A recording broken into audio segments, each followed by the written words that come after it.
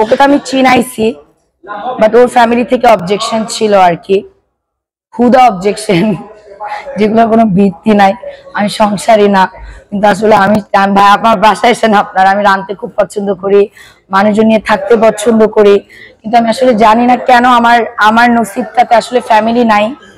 ওর কাছে আমি এটাই চাইতাম, খালি ফ্যামিলি ফ্যামিলি ফ্যামিলি, হয়তো আলাদা থাকা হয়। হ্যাঁ, আমরা দুজন আলাদা, এবং তার বাবা মা মেনে নিচ্ছে না, এবং আমিও বলি না আমাকে তুমি আলাদা বিয়ে করো, অনেক চেষ্টা করছি। পরে আমি আকিবকে এটাই বলছি, যখন আসলে আমার আব্বার উপর চলে গেছে, মার উপর চলে গেছে, ফ্যামিলির উপর চলে গেছে, ওকে আমি বলছিলাম আপনাকে এত ভালোবাসি, আমাকে আপনি দম আটকাই ফেলেন না, আমরা এইভাবেই থাকি, সমস্যা না, আমার আম্মু আমার কথা শুনবে, আমি ফাইট করব, বাট বিয়ে না করি, আর আমি পর্যন্ত থাকুক, বাট আমি আর পারতেছি না। তো ওর ডিসিশন ছিল আর কি আমরা একসাথে বিয়ে করব। একদিনে বাসা দেখছে, 3 দিনের মধ্যে বিয়ে হয়েছে, ফ্যামিলির কাছে গেছে, বাট ওদের ধারণা কোনো একদিন আকিবকে হয়তো আমি কষ্ট দিয়ে বের করে দিব আর আকিব চলে যাবে। অত্যন্ত ব্যক্তিগত বিষয়, সেটা হলো যে অনেক সময় দেখা যায় ভাইয়া পরিবারকে একদম আলাদা করে আপনার হাত ধরে আলাদা আছেন, এমনটা হোক আমরা কখনো দেখবো না যে আপনি চলে গেছেন, তখন তো ভাইয়া পরিবারকে মানে নিজের জায়গাটা পাবেন। ভাইয়ার সব আছে, ভাইয়ার ফ্যামিলির কাছে চাইলেই যাইতে পারবে। আমি ভাইয়ার একা হাত ধরে বের হয়েছে, আমার বাবা নাই, ভাই নাই, কোনো গার্ডিয়ান নাই। আমার মা ছিল শুধু আমার বিয়েতে, আর ছোট ভাই বোন গুলা ছিল। আমি ওর হাত ধরে বের হয়েছি, আর আমি জানি এই হাত এমনই শক্ত যে আমি বের হইতে পারছি।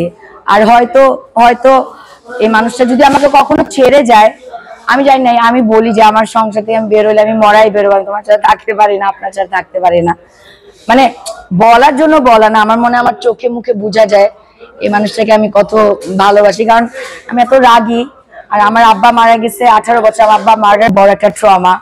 এরপর থেকে আসলে অনেক কারণে আমি অনেক অ্যাগ্রেসিভ হয়ে গেছি, রাগী হয়ে গেছি, অনেক বকাঝকা করে, এই যে দেখেন উল্টা পাল্টা করে, আমার বাসার কোনো কাচের জিনিস ঠিক নাই, কিন্তু এই মানুষটা আসলে কিনতে গেলে বলে কম দামি দেন, আরো আপনার আপুর জন্য আবার আসবো আর কি, এরকম ধরনের একটা মানুষ। আমার মনে হয় আল্লাহ আমাকে এত দিক থেকে ঠকাইছে, এত দিক থেকে বঞ্চিত করছে, মনে হয় না আমার ভালোবাসার মানুষটাকে আল্লাহ বঞ্চিত করবে। বাট যদি আল্লাহ নিয়ে যায় তো আল্লাহর ডিসিশন, এর উপরে কোনো কথা নাই, কিন্তু আমার বিশ্বাস আর কি এই মানুষটা আমার ঠকাবে না কখনো। আচ্ছা, ভালোবাসা দিবসে আসলে আমরা যদি জানি যে ভালোবাসার মানুষকে নিয়ে অনেক পরিকল্পনা থাকে, আর মাত্র কয়েকটা দিন বাকি, এরকম কোনো আছে কিনা যে হ্যাঁ, তুমি আমাকে একটু তোমার ফ্যামিলি দিয়ে দাও, আমাকে তুমি বাবা দাও, তাইলেই হবে, আর কিছুই লাগবে না। কাকতালীয় ভাবে 1 বছর পর আজকে আমি আমার শ্বশুরকে নক দিছি, আমার আব্বুর একটা ছবি পাইছি, আর 1 বছর পর আমার সাথে তো কেউ কথা বলে না, তো আমি কেন যেন মানে একটু অধিকার খাটাইতে মন চাইলো আর কি।